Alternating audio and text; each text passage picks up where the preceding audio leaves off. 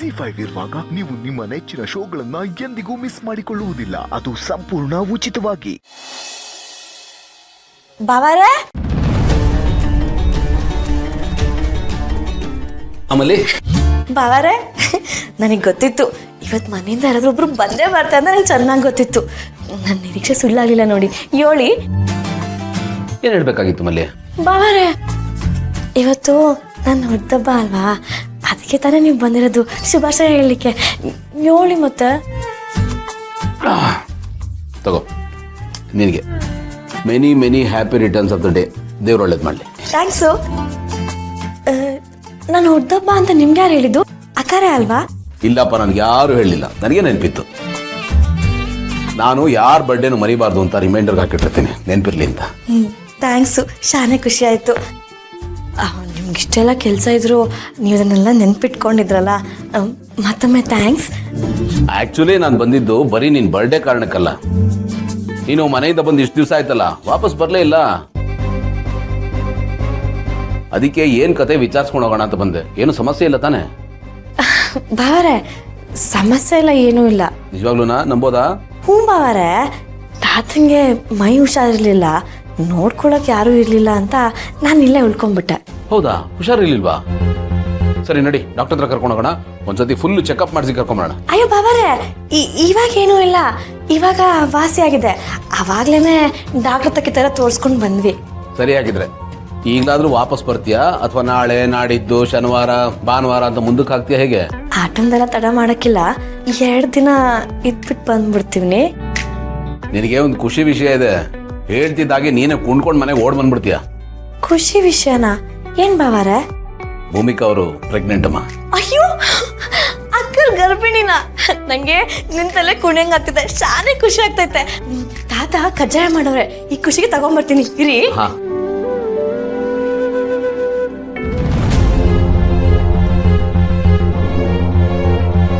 ಏನಮ್ಮ ಇಷ್ಟೊತ್ತು ತಂದ್ಬಿಟ್ಟಿದ್ಯಾ? ತಿನ್ನಿ ಬಾವಾರೆ, ನೀವಂತ ತಿಂಡಿ ಪೋತ ಅಂತ ಗೊತ್ತು ಅಲ್ವಾ.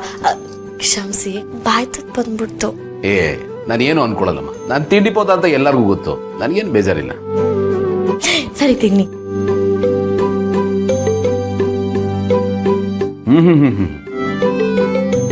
ತುಂಬಾ ಚೆನ್ನಾಗಿದೆಯಮ್ಮ.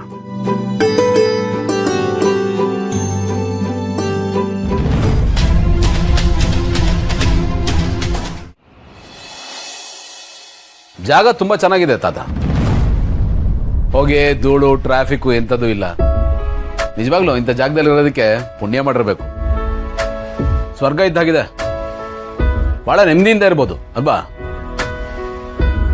ಆದ್ರೂ ಯಾಕೋ ನಿಮ್ಮ ಮುಖ ಸ್ವಲ್ಪ ಬಾಡ್ದಾಗಿದೆ.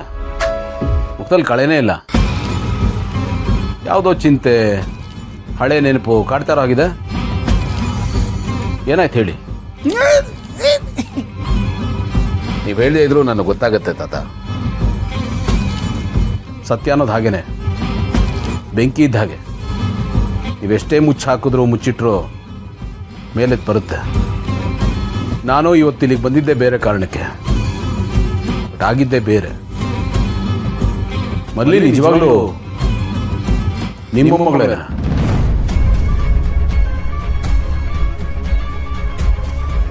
ಹೇಳಿ ತಾತ, ಮಲ್ಲಿ ಯಾರ ಮಗಳು?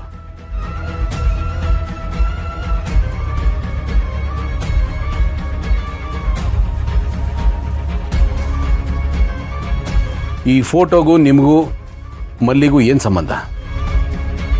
ಈ ಫೋಟೋದಲ್ಲಿರೋ ಹೆಣ್ಮಗು ಯಾರು? ನಿಮಗೂ ಇರೋ ಏನು ಸಂಬಂಧ?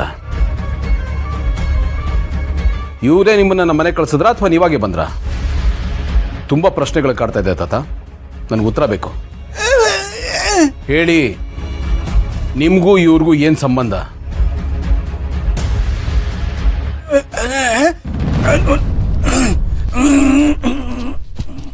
ನೀವು ಇವ್ರ ಮನೇಲಿ ಕೆಲಸ ಮಾಡ್ತಿದ್ರಾ?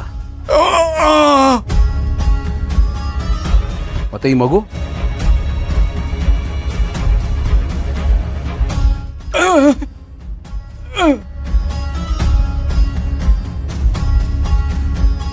ಮಲ್ಲಿನ? ಮಲ್ಲಿ ರಾಜೇಂದ್ರ ಭೂಪತಿ ಮಗಳ? ಅವಳು ಸತ್ತಿಲ್ವಾ? ಆ ಭೂಪತಿ ತನ್ನ ಮಗಳು ಸತ್ತಿದ್ದಾಳೆ ಅಂತ ಹಠಕ್ಕೆ ಬಿದ್ದಿದ್ದಾನೆ, ರಾಕ್ಷಸನ್ ತರ ಆಡ್ತಾ ಇದ್ದಾನೆ, ನನ್ನ ಮೇಲೆ ದ್ವೇಷ ಸಾಧಿಸ್ತಾ ಇದ್ದಾನೆ.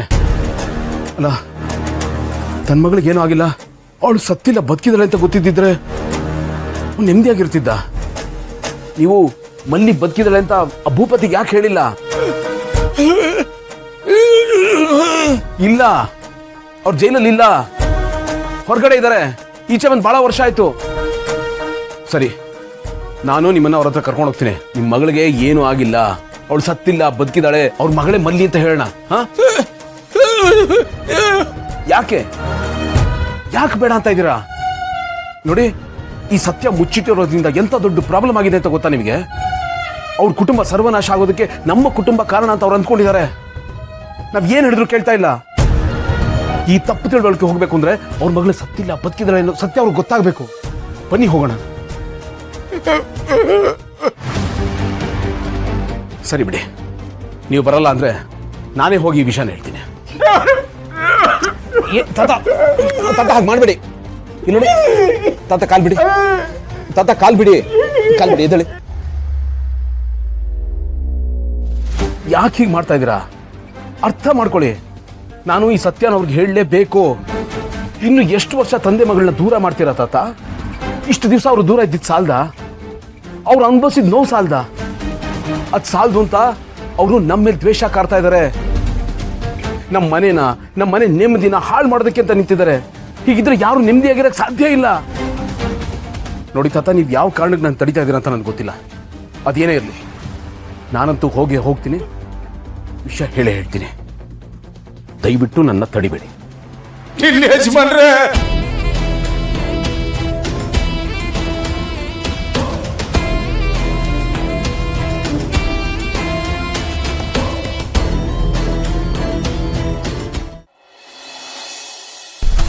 Hi villain uncle. ಓ, ಏನು ಸರ್ ಸಮಾಚಾರ ಇವತ್ತು? ಮಠ ಮಧ್ಯಾಹ್ನ ಡ್ರಿಂಕ್ಸ್ ಆಗ್ತಾ ಇದ್ದೀರಾ? ನಮಗೆ ಬುದ್ಧಿ ಹೇಳ್ಬೇಕಾದವ್ರು ನೀವೇ ಹಿಂಗೆ ಮಾಡಿದ್ರೆ ಹಿಂಗೆ ಅಂತ.